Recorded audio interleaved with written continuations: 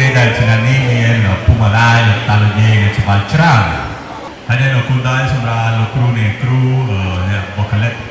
អូខេកូនចេញសនស្បៃរីករាយនៅទីនេះហើយនៅពេលត្រឡប់ទៅផ្ទះវិញសម្រាប់វិស្វកម្មសូមប្រយ័ត្នកំភ្លើជាពិសេសនៅពេលមានកម្មវិធីបនស្បៃកូនចូលនៅគ្រប់ឋានៈនិងអ្វីទាំងនោះត្រឡប់វិញសោតពៀននិងរីករាយសម្រាប់បន្តរៀននៅតុបូស្កូមានពាក្យមួយមិនដែលកូនចេះហៅមុនគេពាក្យនោះគឺមកមនុស្សស្រីម្នាក់បានផ្ដល់កំណា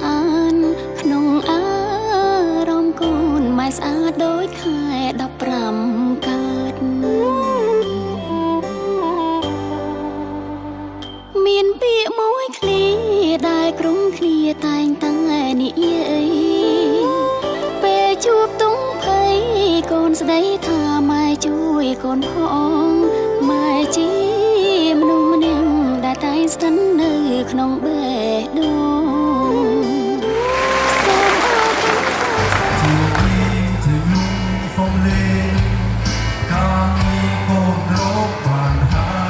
យស្អែកមានទៅស្រុកជំរាបម៉ែពុកឲ្យលោកបានស្មើយើងលេងលំបាទីហើយអើយម៉ែអើយឈុំភ័យ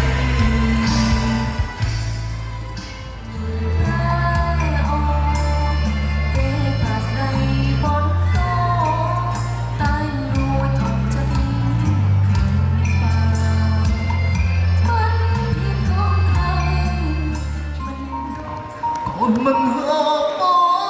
នៅមើលថាម៉ែអើយម៉ែជុំយូរណាស់អូននឹងក្បែរម៉ែ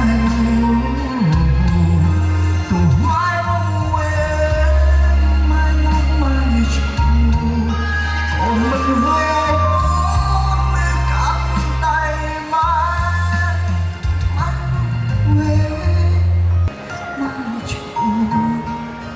មិនហូប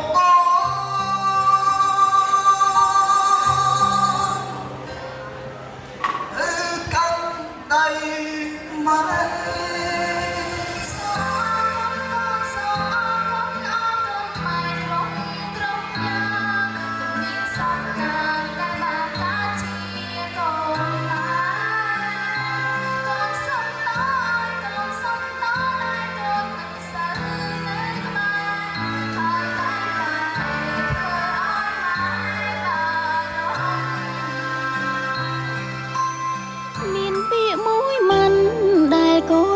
ចេះហៅមុនគេពាក្យនោះគឺមកមនុស្សស្រីម្នាក់បានផ្ដល់កំណានក្នុងអារម្មណ៍កូនម៉ែស្អាតដូចខែ15កើតមានពាក្យមួយឃ្លាដែលក្រុមគ្នាតែងតែនិយាយឈ្មោះនួនសុគន្ធជាអាណាព្យាបាលរបស់កូននួនចរិយាដែលបានមករៀននៅក្នុងសាលាដុនបូស្កូហើយជាបឋមទៀតអរគុណធំទៅដល់លោកគ្រូអ្នកគ្រូព្រមលោកពុកដែលបានបង្រៀនដល់គ្រូរបស់ខ្ញុំបាទល្អបាទអរគុណជាធំបាទលោកគ្រូដល់លោកពុកអស់